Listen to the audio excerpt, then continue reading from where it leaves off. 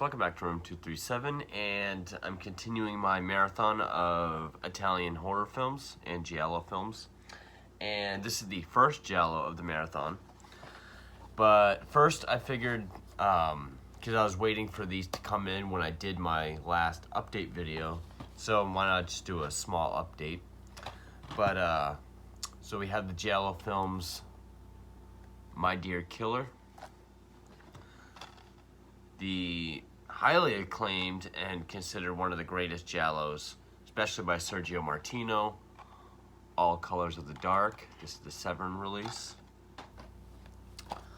This is not a Giallo, it's a cannibal film, but Dr. Butcher MD, aka Zombie Apocalypse.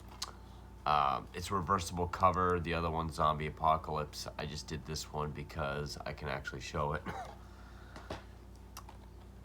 Then this Giallo by Antonio Margheriti, Naked You Die, and he also directed the one that we're going to be talking about today, which I also picked up with those, 1973's 7 Deaths in the Cat's Eye. Now, normally when I do marathons, I start out with the ones I want to see the most, and then I kind of work from there. But I notice every time I do that, the marathons kind of lose momentum very quickly. So with this, I figured why not start with ones that I either don't know much about or haven't heard too many great things about. That's why I started with this one. Now, I didn't really know much about this film at all, other than the fact it's Blue Underground. There is an 88 Films Blu-ray release, but I'm a huge sucker for Blue Underground, so I'm very happy with this.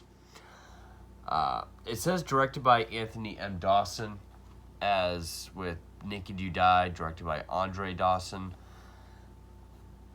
They're both Antonio Margheriti.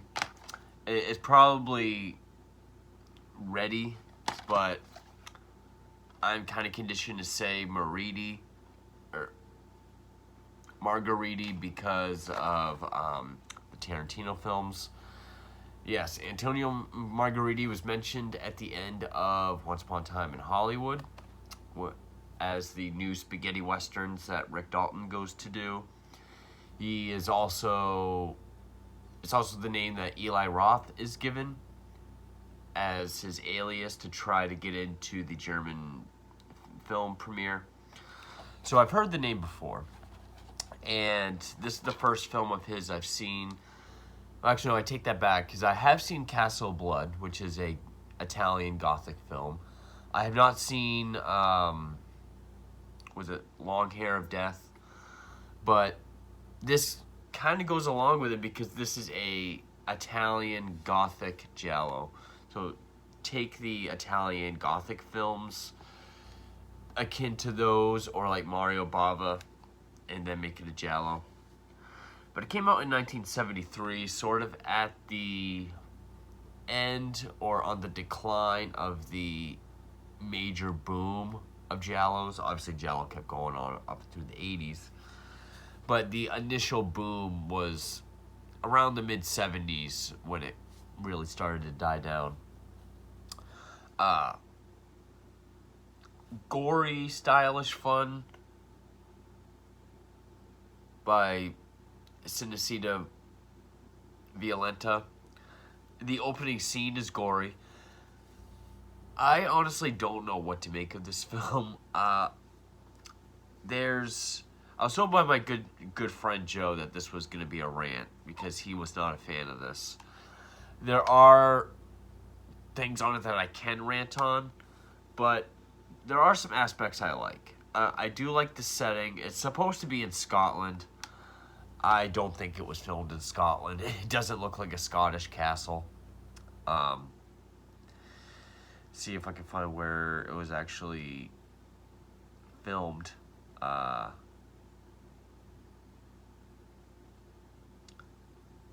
Nope. Not really. Doesn't really say where it's filmed, but probably either West Germany, France, possibly even Italy. But I do like the look of it. I love the look of the setting. I love gothic horror, whether it be Bava or Hammer. It is kind of like Hammer kind of did inspire the Italian horror films of the early to mid 60s. But the Giallo in this, the Giallo aspect, this movie's all over the place, as I'm sure this review is going to be. Because the whole crux of the story is, well, it stars Jane Birkin, Hiram Keller, Anton Diffring, Serge Gainsbourg. Has music by Ritz Ortolani, which is cool. Cannibal Holocaust and a bunch of other Italian films. The score is one thing that I will say is also all over the place, along with the tone and the story.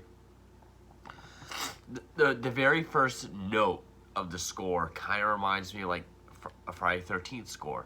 But then it gets into this jazzy, like, ba-da-ba-ba-ba, that, like, dun-dun-dun, that, like, 70s cop shows have.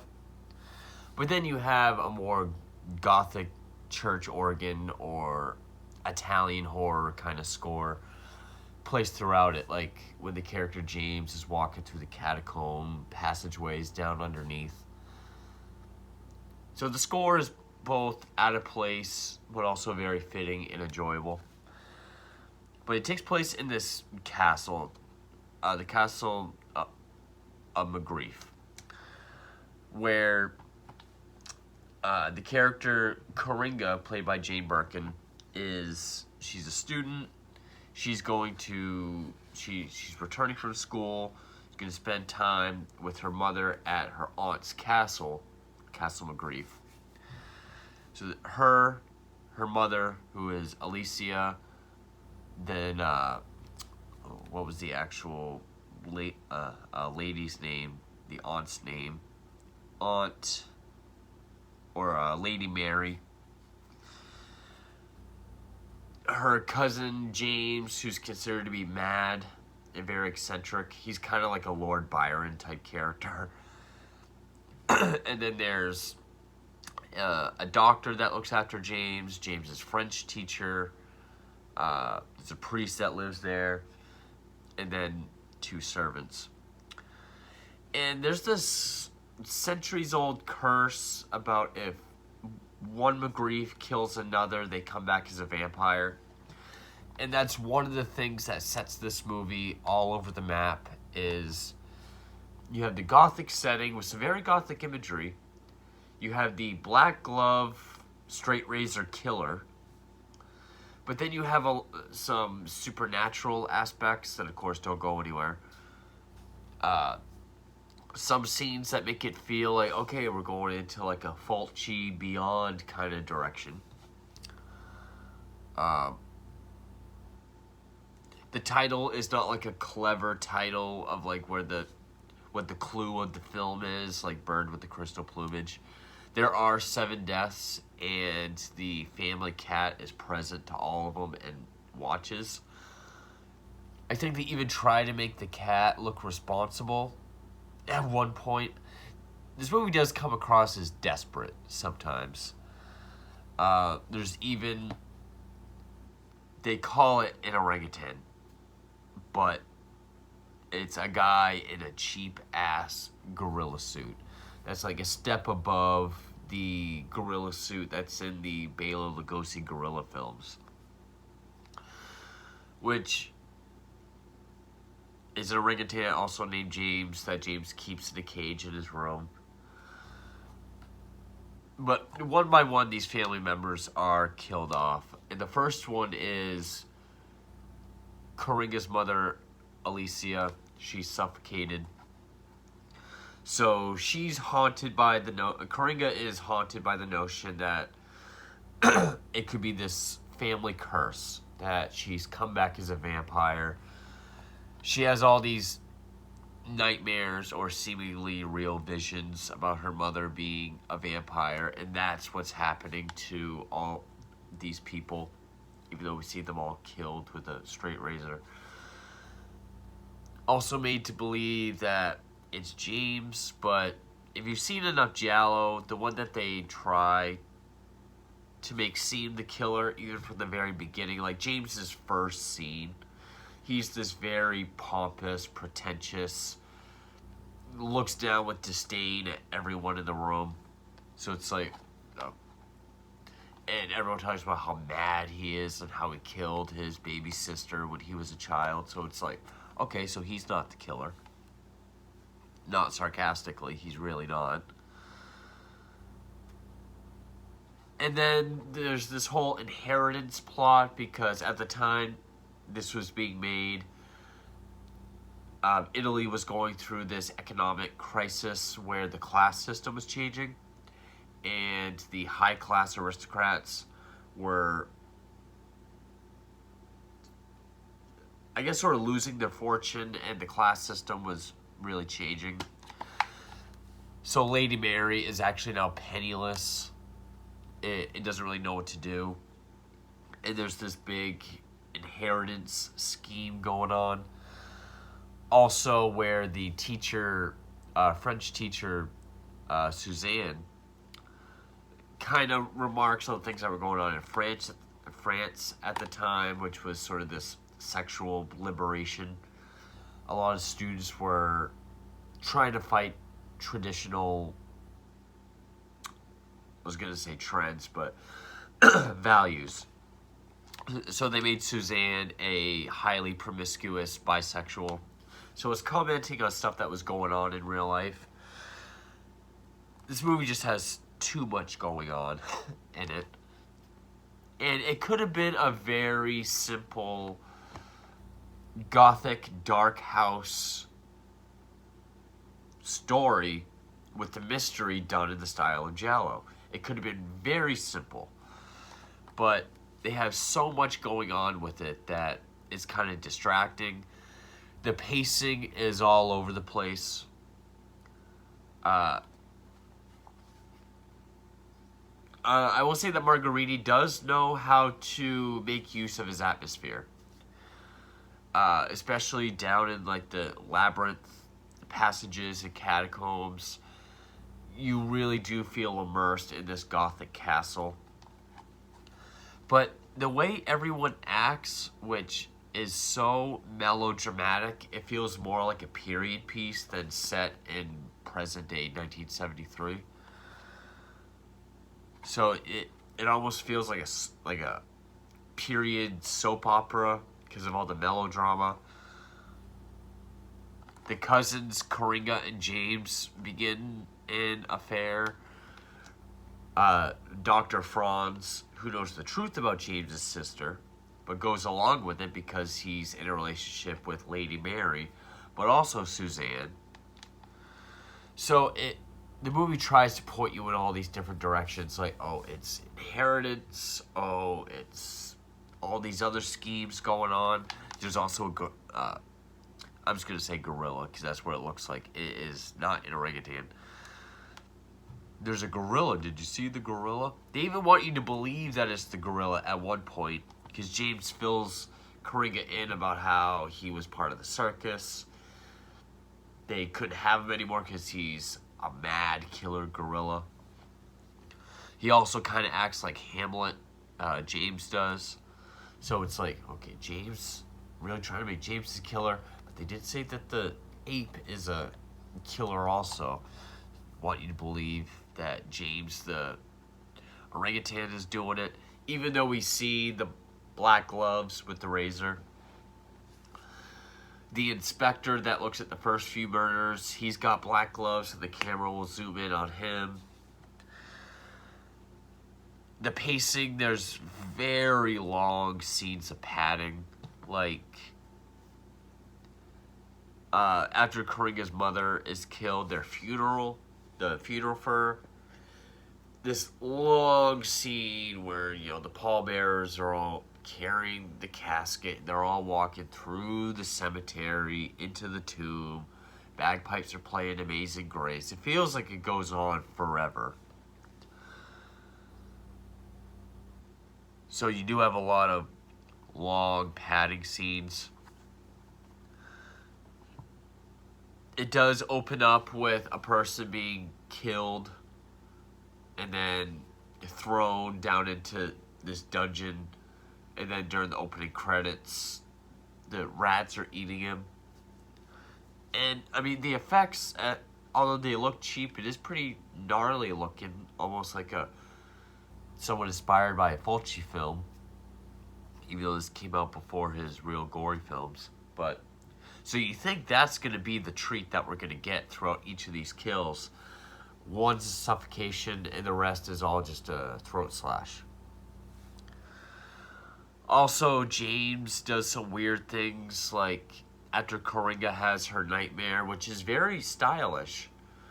Her mother, who's all pale, there's like the bloody cross and flames saying, McGrief will become a vampire. Only a McGrief can avenge a McGrief. You must avenge me. She goes out to her tomb to see if she is a vampire, and the casket is broken and open and empty. The body's been moved, and then when the doctor is killed, the body's put in there. I should have said spoiler alert. I'm sorry. Spoilers. Excuse me. I even told my friend on a Facebook group that I would give spoiler alerts. Sometimes I get ahead of myself. Before I get into spoilers, I will say, if you're really into Giallo, if you love the genre, then by all means, go ahead and check it out. If you're just getting into Giallo, and you still have films by Argento, Martino, Fulci, Bava, Lamberto Bava, you still have films by them to see those first. It's not a super essential Giallo film. It's pretty forgettable. It's boring. It does get boring. The best thing about it is half of the score and the setting and atmosphere. That's pretty much the only good thing. The kills are pretty standard. I will say I didn't see the killer coming, but they do try really hard to make it seem like everyone else, which I guess a Giallo is supposed to do. I wasn't disappointed by the reveal. They did have it make sense, but yeah, don't seek this one out immediately. Watch better ones first, and then get to this one whenever. So with that, spoilers. It all comes to a head where the investigators are sure that it's James. James is the killer. And by this time, Lady Mary has discovered Dr. Franz is not only in a relationship with her, but also banging the French teacher. And the movie makes everyone look like the killer. The French teacher, Dr. Franz, everybody. But then we see them all get killed.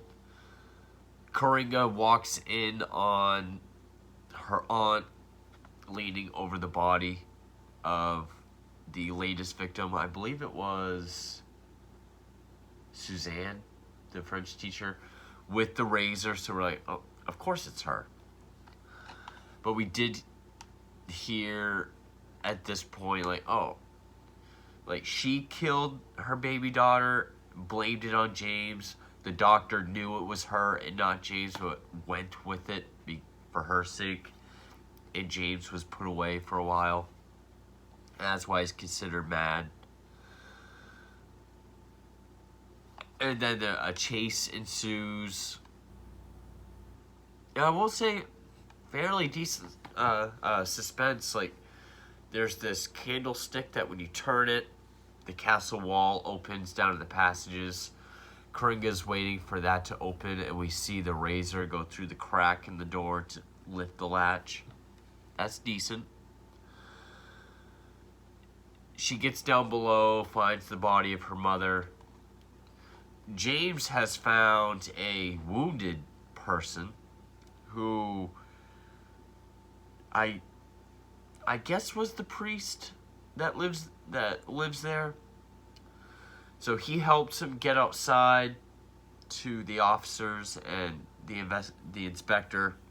It says the killer attacked him. He's still alive. Killer's still in the house. We gotta go get him. Also, at first, I thought it was the servant Campbell. But anyway, Coringa's down with her mother's body, and then the priest walks down and reveals that he's the killer and has been the whole time. The body at the beginning of the film that got thrown down the steps and got eaten by rats was the real Father Robinson that was going to live there. This guy is a McGrief, and he was going to kill everyone so that he could inherit everything. And so it's like, okay. I mean, it does make sense with everything else in the film. I didn't see it coming, so I guess success. And he's holding this lamp where the different colored glass pieces on top, so it lights up the scene very well, almost like an Argento set piece. You know, the lampshade is glass with different colored plates in it. So you got like yellow, green, blue. It lights it up very nicely. And just as he's about to kill her, the inspector and officers come in and shoot him. And then we kind of zoom out a little bit. We get the sort of like the curl in the iron fencing with the cobwebs, which was the first shot of the film. Now it's that again with the guy's body on the other side. Immediate freeze frame credits, because that's how Italian films end. I do like how they bookended with the same shot. Yeah, definitely not one of my favorite Giallo films. The pacing is one of the worst parts about it. They are trying to do too many things at once with just being a good gothic, a movie with a good gothic setting in this castle, and then adding vampire elements and curse, but then also like the old dark house murder mystery that's Giallo, but then also just adding weird things like the ape and the gorilla. I didn't mind the aspect of the cat sort of being this sinister being that watches all the murders. Even the killer at the end says the only witness that will be left alive is the cat. I didn't see the killer being the priest at the end. I love the setting, but yeah, there's a lot of padding. It is very slow at times. It is very melodramatic with both the acting and the writing and dialogue. There's even some parts where the language out of nowhere just switches to Italian and or French during different scenes, just out of nowhere. Yeah, I don't hate it as much as my friend Joe did, but it's definitely not one of my favorite Giallos. I wouldn't say this is a big rant, but I guess just a rant. But yeah. Antonio Margheriti's, or aka Anthony M. Dawson's 1973 Gothic Giallo horror film, Seven Deaths in a Cat's Eye. Not one of my favorites, but first Giallo of this Italian marathon. Plenty more to come, so stick around for those. And thank you for watching.